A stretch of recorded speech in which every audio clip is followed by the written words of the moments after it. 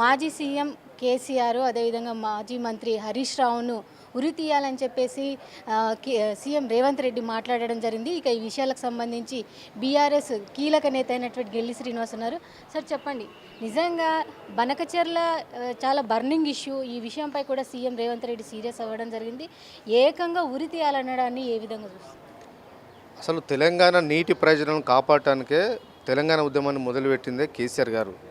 గతంలో ఉమ్మడి రాష్ట్రంలో కాంగ్రెస్ ప్రభుత్వం కళ్ళు మూసుకొని ఉండడం వల్ల దిగువ ప్రాంతమైన ఆంధ్ర ప్రాంతానికి రాయలసీమ ప్రాంతానికి నీళ్లు తరలించకపోతుంటే ఆ రోజు చూస్తూ ఊరుకున్న తెలంగాణ ప్రాంత కాంగ్రెస్ పార్టీ నాయకులు. కానీ కేసీఆర్ గారికి సోయి ఉన్నది కాబట్టి కేసీఆర్ గారు నీళ్ల కోసం తెలంగాణ వాటాల కోసం అడిగినందుకు ఉరితీస్తారా? తెలంగాణ ప్రయోజనాలను కాపాడటానికి కోసం పోరాటం చేసేందుకు ఉరితీస్తారా? తెలంగాణ ప్రయోజనాలను కాపాడటానికి న్యాయబద్ధంగా కేంద్ర ప్రభుత్వం నరేంద్ర మోడీ సారథ్యంలో కేంద్ర ప్రభుత్వం ఒక దిక్కు సహకరించకుండా కూడా కృష్ణా గోదావరి జలాల మీద నీటి వాటా తేల్చకుంటే అడ్డుకున్నందుకు కేసీఆర్ గారిని ఉరితీస్తారా? ఇవాళ కేసీఆర్ గారిని అనే ధైర్యం నైతికత మీకు ఉందా అని చెప్పి వాళ్ళని ప్రశ్నిస్తాం ఇవాళ రేవంత్ రెడ్డి గారిని. కేసీఆర్ గారిని అనే ముందు ఒకసారి ఒకటికి 2 సార్లు ఆలోచించుకోవాలి. తెలంగాణకు నీటి ప్రయోజనాల కోసం ఆలోచించింది కేసీఆర్ గారు. నిజంగా నేను అఖిలపక్ష సమావేశం పేరు మీద పార్టీల వారిగా పిలవాల్సింది. పిలిస్తే నేను మా పార్టీకి వెళ్ళి హరీష్ రావు గారు పోయేది ఉండే, ఇంకా నీటి రంగంలో ఇంకా బాగా అవగాహన వాళ్ళంతా పోయే వాళ్ళు ఉండే. ఎవరైనా అఖిలపక్ష సమావేశాన్ని పెట్టి ఎంపీల సమావేశం పెట్టి మా ముఖ్యమంత్రి గారి గత వాసిన కొన్ని క్లిప్పింగ్లో కట్ చేసి పవర్ పాయింట్ ప్రజెంటేషన్ ఇచ్చినాం కదా.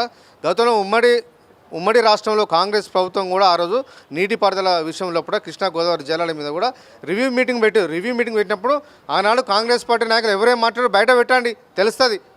పెట్టేంత దమ్ము మీకున్నదా?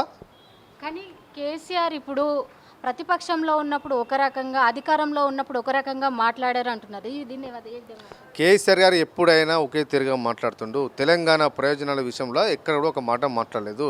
కృష్ణా గోదావరి నదీ జలాల విషయంలో మా వాటా తేల్చిన తర్వాత ఎన్ని మిగులు జలాలు ఎన్నో మాకు సరే తీసుకపోతే మాకు అభ్యంతరం అన్నట్టు చెప్పింది తప్ప మా వాటా తెలిసే ముందు తీసుకుపోయే రైట్ మీకు ఎక్కడిది?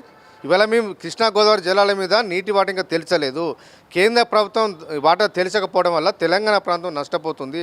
ప్రాజెక్టులు కట్టడంలో ఇబ్బందులు తలెత్తుతున్నాయి కాబట్టి దాని మీద తెలిచాలని చెప్పి కేసీఆర్ గారు సర్వోన్నత న్యాయస్థానాన్ని ఆశ్రయించిన చరిత్ర ఇవాళ బీఆర్ఎస్ పార్టీది, ఆనాడు బీఆర్ఎస్ ప్రభుత్వంది, కేసీఆర్ గారిది. ఇవాళ 18 నెలల కాలం లోపల నీళ్ల విషయం లోపల ప్రాజెక్టుల నీటి వాటాలు తెలిచడం లోపల మీ ప్రభుత్వం తీసుకున్న చర్యలు ఏమిటో చెప్పు. ఏమైనా ఆధారాలు ఉన్నాయా? ఒక్క ప్రయత్నం అన్న చేసినావా? మేము బీఆర్ఎస్ పార్టీగా మా మాజీ మంత్రివర్యులు హరీష్ రావు గారు తెలంగాణ భవన్లో పవర్ పాయింట్ ప్రజెంటేషన్ పెట్టిన తర్వాత నిన్న హరిబారిగా ఒక మీటింగ్ పెట్టినావు. మా పార్టీకి ఎవరైనా రావచ్చు పెట్టాల్సింది.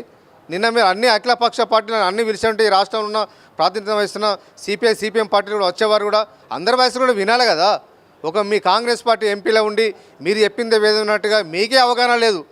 కనీసం ఎవరైనా అవగాహన వాళ్ళని రిసీవ్ చేసుకునే ఉదార స్వభావం కూడా ఇవాళ మీకు లేదు. నిన్నటి సమావేశంతోనే తేలిపోయింది. తెలంగాణ ప్రయోజనాల విషయంలో అఖిలపక్షం మీద మీరు ఏ రకంగా నిర్ణయం తీసుకున్నది తెలంగాణ ప్రజలందరికీ అర్థమైపోయింది. ఒక్క మాట నిన్న ప్రెస్ మీట్ పెట్టినావు. కేంద్ర ప్రభుత్వాన్ని ఏమైనా ప్రశ్నించినవా? ఎంతసేపు కేసీఆర్ గురించి మాట్లాడిన తప్ప తెలంగాణ నీటి వాటాల విషయంలో కేంద్రం చేస్తున్న తప్పులను, పక్క రాష్ట్రం చంద్రబాబు నాయుడు గారు చేస్తున్న మోసాన్ని ఒక్క మాట నిన్న మీడియాలో మాట్లాడినవా? ఇవాళ నీకు తెలంగాణ విషయంలో తెలంగాణ కోసం పనిచేస్తున్న కేసీఆర్ గారిని ఊరిదిస్తా అంటావా? జాగ్రత్తగా మాట్లాడాలని చెప్పి ఇవాళ హెచ్చరిస్తూ ఉన్నాం. కాంగ్రెస్ ప్రభుత్వానికి మీరు ఏం చెప్పదలుచుకున్నారు? కాంగ్రెస్ పార్టీకి తెలంగాణలో నీటి వినియోగం విషయంలో చిత్తశుద్ధి లేదు.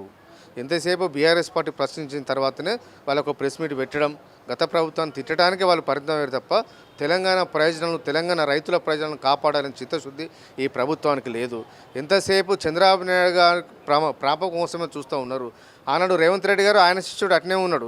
చంద్రబాబు నాయుడు గారు ముఖ్యమంత్రి అయిన తర్వాత రాష్ట్ర నీటిపారుదల శాఖ మంత్రి ఉత్తమ్ కుమార్ రెడ్డి గారు కూడా కుటుంబ సమేతంగా వెళ్ళిపోయి చంద్రబాబు నాయుడు గారిని కలిసి వచ్చారు.